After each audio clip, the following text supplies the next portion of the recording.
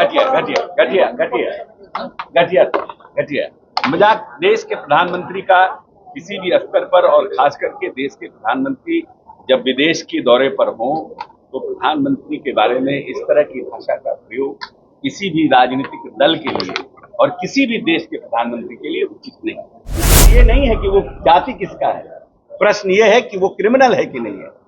जिसका भी पुलिस से मुठभेड़ हुआ वो आदमी, वो व्यक्ति क्रिमिनल हिस्ट्री का था कि नहीं था। क्या स्तर हो गया राजनीति का। क्रिमिनल का कोई जाति होता है?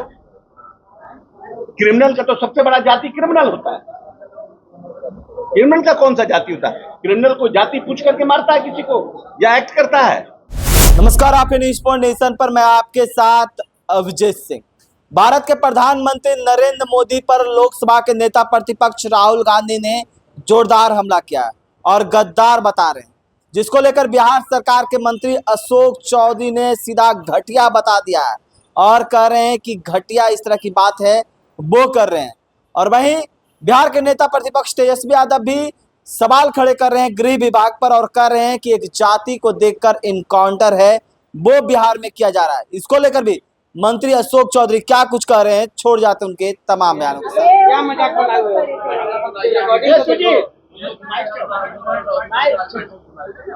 प्रधानमंत्री जी को तो अधिकार है, उनकी कोई नई बात तो है नहीं। माननीय मुख्यमंत्री जी को, देश के प्रधानमंत्री जी को अपने मंत्रियों को बुला करके विचार विमर्श करना ये तो उनका अधिकार क्षेत्र है ना। और उन्होंने आज कैबिनेट भी है तो वो तो प्रक्रिया नॉर्मल प्रक्रिया है, तो कोई भूत मतलब ऐसा बात तो है नहीं कि इस पर कोई क्वेश्चन किया जाए। प्रधानमंत्री जी का प्रोग्रेटिव है, he can call any time anyone as a minister, chief minister also can call। लेकिन राहुल गांधी ने जिस तरह से शब्दों का इस्तेमाल किया, घटिया घटिया घटिया घटिया घटिया घटिया घटिया मजाक। देश के प्रधानमंत्री का किसी भी स्तर पर और खास करके देश के प्रधानमंत्री जब विदेश के दौरे पर हों तो प्रधानमंत्री के बारे में इस तरह की भाषा का प्रयोग किसी भी राजनीतिक दल के लिए और किसी भी देश के प्रधानमंत्री के लिए उचित नहीं। तो उन्होंने कहा कि मैं माफी नहीं मांगूंगा चाहे जो कर दो। ठीक है, भाई आप हम कोई बिहेवियर करते हैं, हम कोई काम करते हैं और हम कहेंगे कि नहीं हम ठीक है, ये तो जनता ने को एक्सेप्ट करना है। तो जनता समझेगी ये सही है कि गलत है। आप माफी नहीं मांगिएगा तो हम लोग कहा कह रहे हैं, हम लोग ने कहा माफी मांगिए, आप कहें नहीं मांगे, ठीक है ना। तो पीपल विल इंडिया डिसाइड कि भाई वो सही कर रहे हैं कि गलत कर रहे हैं। ये भी कहा कि भाषा ठीक नहीं है।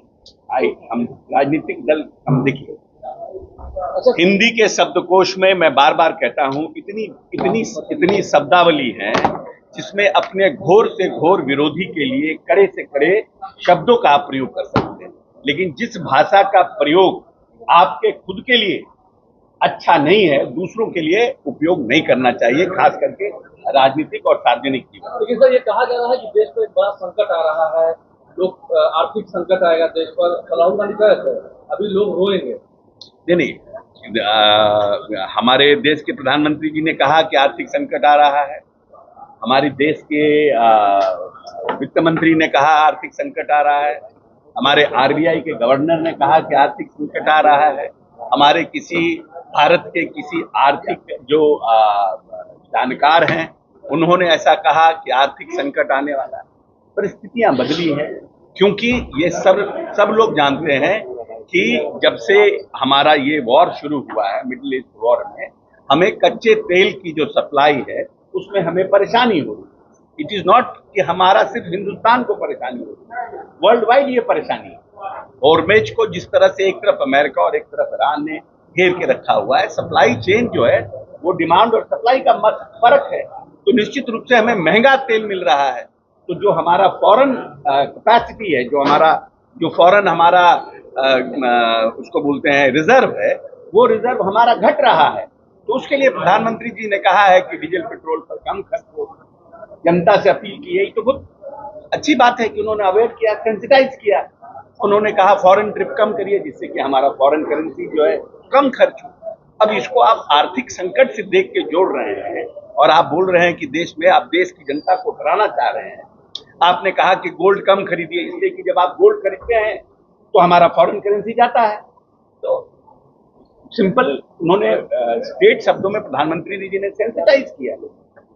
अब आने वाला समय मैं समझता हूं कि देश एक मजबूत हाथ में है और जो लोग हैं वो आर्थिक परिस्थितियों को अच्छी तरह से समझ रहे हैं, तो देश के जनता के हित में निर्णय होगा। कोई परिस्थितियां ऐसी विषम आएगी भी।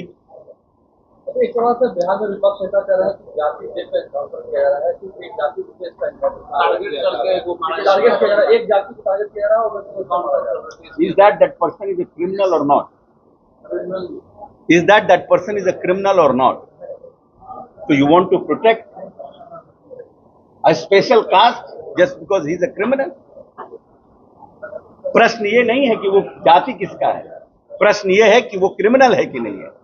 जिसका भी पुलिस से मुठभेड़ हुआ वो आदमी, वो व्यक्ति क्रिमिनल हिस्ट्री का था कि नहीं था? क्या स्तर हो गया राजनीति का, क्या स्तर हो गया राजनीति?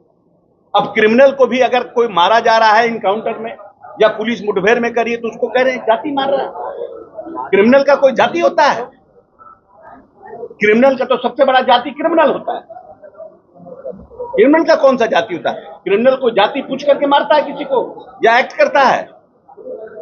हम समझते हैं कि पूरी तरह से जो है कि आज जो बिहार के विपक्ष है उसकी राजनीतिक सोच और पॉलिटिकल सेंसिबिलिटी जो है नगण्य हो गया है।